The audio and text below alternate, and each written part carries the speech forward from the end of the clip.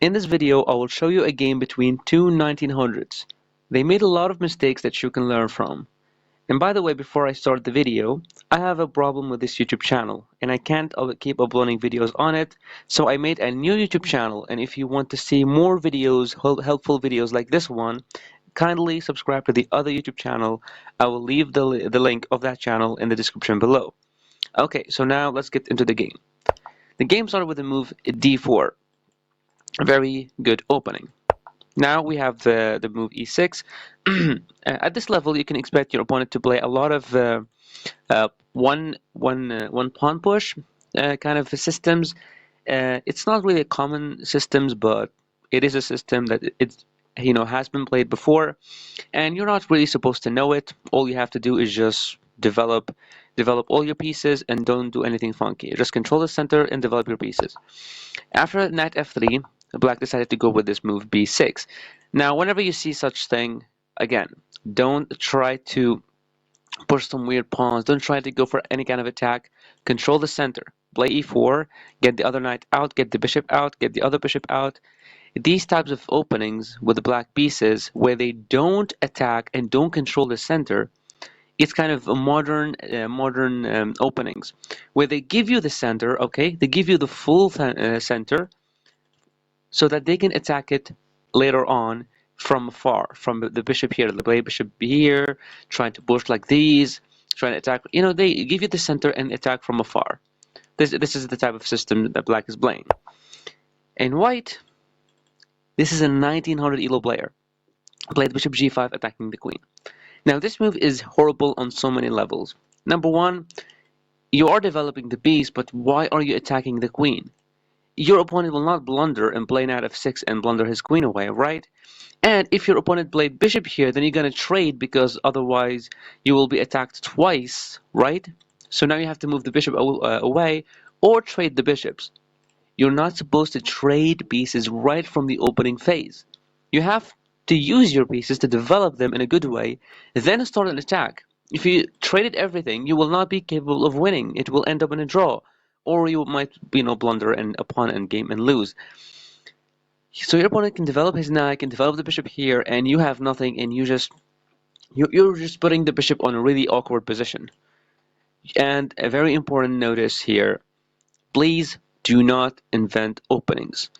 Okay, this opening has been played before. Just play bishop to f4. Why do you want to go bishop to g5? Why do you want to reinvent the wheel by, trying to, surprise your opponent? Now, white got attacked with this move f6. Even though it's not really a good move, just develop the knight, develop the bishop, and that would be fine. But he decided to play f6. It is a little bit weakening of the light squares. Yeah, and the bishop now needs to move. So it was just a waste of time. And the bishop went here, so white is maintaining this pin. I don't know. White is thinking that he is being very smart right now, and he's really good at chess by maintaining this pin, which does nothing, 100% nothing. Black can play this, attack here, can develop the knight, can develop the bishop, and the game's still fine with the bishop being on a very, very dumb position or square. Now we see bishop e7, and you can see that the knight is not developed, so the knight was supposed to, be out, or maybe the knight was supposed to get out then, so maybe knight e7, then knight g6, and then the bishop to e7, and then try to castle. So now this move makes the knight on a very bad square, exactly as this bishop. White decided to finally play a good move, which is e3, opening up for the bishop. White also had the opportunity to play c4, playing knight c3, getting the rook out. It's all about development in the opening phase. It's all about playing the same things that all grandmasters and really good chess players play. Controlling the center, developing their pawn, developing their pieces, controlling more important squares, then attacking. So this move is really bad. I can't really emphasize how much bad this move is. Okay, now we see the move g5. He was really annoyed. I don't know why black was really annoyed by the bishop. The bishop is looking at nothing. But he decided to go for this move, g5 attacking the bishop. The bishop went back, and f5. These two are 1900. 1900s are going into very weird kind of chess. I'm pretty sure you've never seen anything like this. You never even played something like this. Even if you're a beginner, you've never seen or played anything like this. Because this is so dumb. You know why? Because of the opening phase. Right from here. Because of this move. Because of trying to reinvent the wheel, trying to invent a new opening. That's why I kept on talking about the opening, that you're not supposed to reinvent the wheel, you're supposed to play exactly as many players as, as all players play. Get the bishop to f4, not to g5. And all of this happened because of this move, bishop g5. Now look at this stupid position. Okay? Now black maybe thought he's gonna try to trap the bishop in some way, but it's not trappable. If black played h5, white can push, even though the bishop will be very bad, okay? But, it will not be trapped and white will not lose it. Now, white decided to play knight to e5. As you can see, for white, only two pieces are developed, and one pawn taking control of the some square in the center. The bishop is not out. The king's not castled. This knight is not developed. The pawn is not pushed and taking control. The queen is still here. What is this? This is not how you're supposed to play chess. Ever. Ever. Don't go for attacks. Now, what white thought of, that after knight e5, black will blunder maybe knight here. So after knight here, maybe black was like, oh, maybe, black is gonna play bishop b7 and blunder queen h5 check. Here, checkmate. White is playing hope chess. If you are anywhere closer, being in 1900, I know that you don't play like this. I know you're a little bit surprised of this, but yeah, 1900s still make some, stupid moves and have some silly plans and really, really easy and trackable plan. I mean, come on, everyone can see that, white wants to play queen h5, so black will develop the knight, develop a piece, right? And also stopping the threat and trying to castle. So black is doing something very meaningful, while white is like trying to go for some sneaky attack and hoping that black will blunder. Don't play hope chess. Play good chess. Develop, you can play knight c3, but it's better to push the pawn, because when you play knight c3, you cannot push the pawn anymore unless you move the knight. So a move like this, taking control of white squares, putting the knight on c3, getting the bishop out, castling your king, being active with your pieces. But white, went for like an easy sheep attack.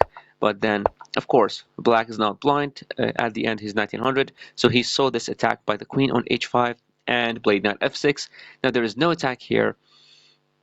And white, after a series of moves, still only two pieces developed. The king's not castled. Nothing is really good in his structure. And the knight can be easily attacked and went back again. So now we have the move h3. I don't know what to tell you about this move. h3 has no meaning whatsoever. Maybe white was like, oh my god, I really hate, and maybe like knight here. So maybe black will castle and then attack the bishop. And he doesn't want to give away the bishop, so that's why he made it a safe square for it to go back. That's the only explanation that I have, or otherwise white is completely lost right now and doesn't know what he's doing. So h3, maybe to step the bishop back in case it was attacked, or maybe, trapped in any kind of way. Now we see bishop to b7. Really smart move. Putting the bishop on open diagonal in a very strong diagonal. Whenever the bishop moves, he will lose a pawn, even though it's not, white will lose a pawn, because he cannot play f3, because he will lose the rook. Yeah, so it's a good move, bishop to b7. Now we have white playing h4. Yes, you've seen it before. He played h3 and now he played h4. He could have played h4 right from the beginning, but I don't know what changed. Maybe he was like, oh, I have a better idea. Let me push the pawn, let him take me so that I will get my rook out and I'll be active. Again, this is called hope chess. He will not take you and help you develop your rook and making it a very strong rook, attacking his king if he ever castled. He will not help you. Your opponent will kill you. He played g4. Now this pawn will never be removed. This rook will never be active attacking the king. And black can easily play the move h5 and solidify this pawn there, and everything will be nice for black. We have knight to d2. Finally, a developing move. Maybe trying to go for f3. After takes, he will take with the knight. Trying to maybe put the knight there and trying to get the queen there somehow, if the knight ever moved. Now we see the move d6, completely reasonable, attacking the knight, because whenever you have a piece in your part of the board, you have to kick it away, or you have to trade it if you can't kick it with a pawn. So now we have the move d6. Knight goes back to d3 and finally castles. Okay, so now the position is okay, and white is pushing a damn pawn to h5. He pushed the frick. Oh my, h3, h4, h5. Where is the pawn going? The pawn, there's a pawn in front of it. There's a pawn in front of it. This pawn cannot teleport and it, check the king, and I don't know. White is going for some kind of weird attack on the king side. He's not developing the bishop. He's not getting the queen out, maybe castling king side and trying to open up some lines to get the rooks in. There is no kind of an advanced thinking, even though this guy is 1900. I have nothing to say. h5. Completely unreasonable move.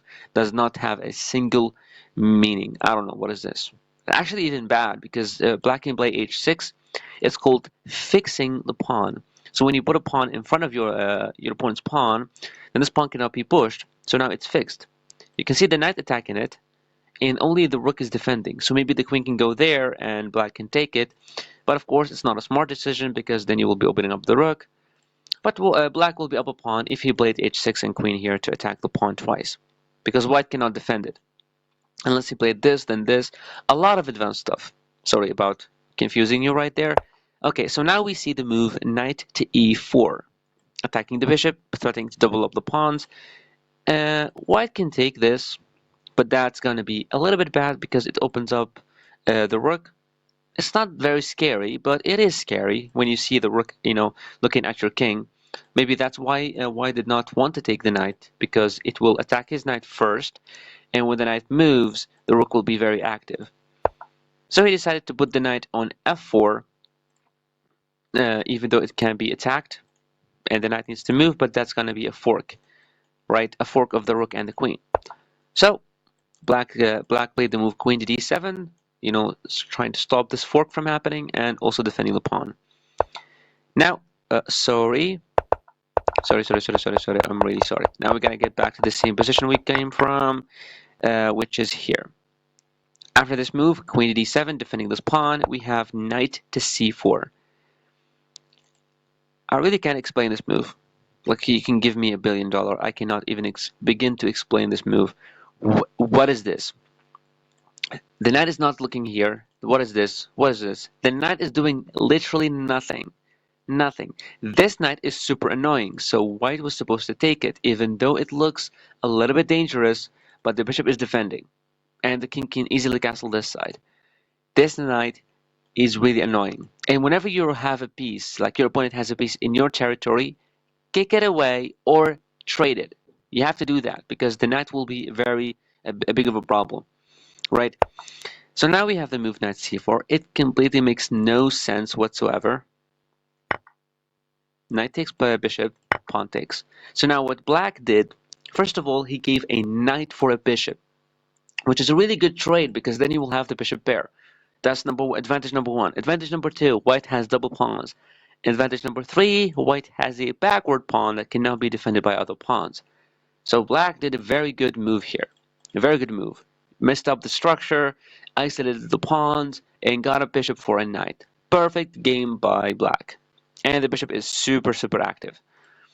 Now, black decided to get the bishop to f6. I don't know what's happening to these chess players.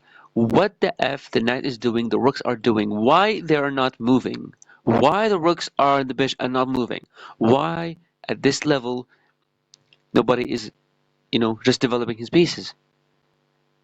I thought that only beginners don't develop their bases, but apparently even 1900s don't develop their bases.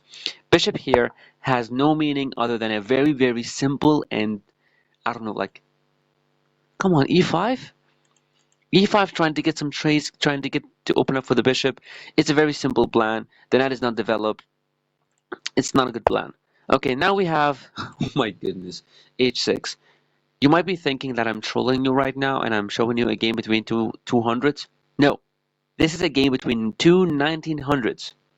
1900s. The first guy is 1902, the second guy is 1900s, 1900 exactly. h6. I don't know what this move does, but maybe White was like, okay, maybe I'm going to go knight h5, I'm going to attack the bishop. Even though the bishop can go all the way back, and it's not a bad bishop because, I mean, it's a bad bishop if it was there. So now at least it's a good bishop there, especially if the pawn was ever pushed. So knight here doesn't make any sense because the knight cannot checkmate the king, of course. So yeah, now we see this move bishop to g5. The bishop was here, the pawn was here, and now he pushed, and now he's gonna put the bishop there. They are making one movers with the same piece, with the same. This is how much they are lost in this game. h6, bishop g5. Remember, the most important thing to do in your games is to develop the pieces. You can see the rook is not developed, the bishop is not developed, the queen is not moved out of its place. This rook is not developed, the king is not castled, this knight is not developed, this rook is not developed, these pawns are doing nothing, this rook is looking at nothing, the king is, relatively safe, the queen is stuck there doing nothing. This is not how you're supposed to play chess.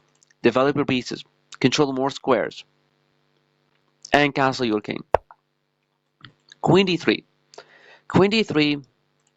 Look, I'm not going to say anything about this move. Queen d3, it looks very stupid because it's looking at a pawn, but it's actually maybe smart because White was like, maybe, okay, maybe I'm going to castle, maybe I'm going to open up some lines, maybe something. Well, okay, but the most important thing, maybe he's, thinking about castling, which is a really good, you know, indication that he's thinking.